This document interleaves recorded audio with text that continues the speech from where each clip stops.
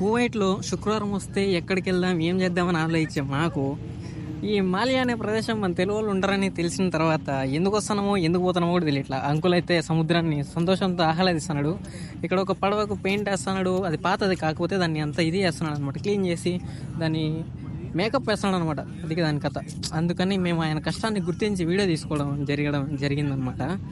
దాని తర్వాత అట్లా అట్లా తిరుక్కుంటూ నడుస్తూ వెళ్ళేసరికి కాస్త సమయం అయిపోయింది. అందులో ఇక్కడికి వచ్చి చేపలు పట్టడానికి వెళ్ళారనమాట. చేపలు పడుతూ ఉంటే వచ్చాము. ఒక 4 గంటలు ఈజీగా అయిపోయింది. ఒక్క చేప పడింది గాయస్. 5 మంది చేపలు పడుతుంటే ఒకే ఒకతనికి పడింది. ఎంత బాధ వేసిందంటే, ఒకవేళ నేను చేపని అంటే వాళ్ళ కష్టానికి తగినట్టు నేనన్నా పోయి ఆ గాలానికి పడిపోయేతాను అని ఎంతగానో ఆలోచించా. కాకపోతే ఈ జన్మకి అది జరగలేదే. కాకపోతే అంకుల్ సంతోషంగా ఉన్నాడు. హ్యాపీగా లొకేషన్ అని తిరిగేసాం. లాస్ట్కి మళ్ళీ చేపల దగ్గరికి వచ్చాం అనమాట. అట్లా తిరిగి ఒకటి కూడా పడలేదు గాయస్ పాపము. లాస్ట్లో ఒక అతనికి అయితే పడింది. దానికైతే సంతోషపడి మళ్ళీ ఆ నుంచి పోయినాం.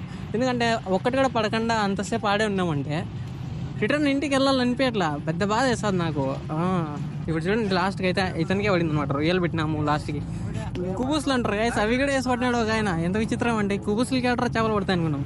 మళ్ళీ అంకుల్ కొన్ని ఏమంటారో దాన్ని తీసుకొని దానికి పట్టేసి వేసి చేపలకి ఒక 2-3 గంటలు వెయిట్ చేసిన తర్వాత లాస్ట్కి ఒక చేప అయితే పడింది. ఇక్కడ సముద్రంలో బీచ్లో మొత్తం ఎంజాయ్ చేశారనమాట. మొత్తానికి అయితే పట్టినాం గాయస్. లాస్ట్కి వద్దు, ఇది పడింది. సంతోషమే కదా, చాలా సంతోషం guys. Thank you guys. Subscribe చేసుకొని సంతోషపడుతూ సంతోషంగా వెళ్ళండి. Bye bye bye.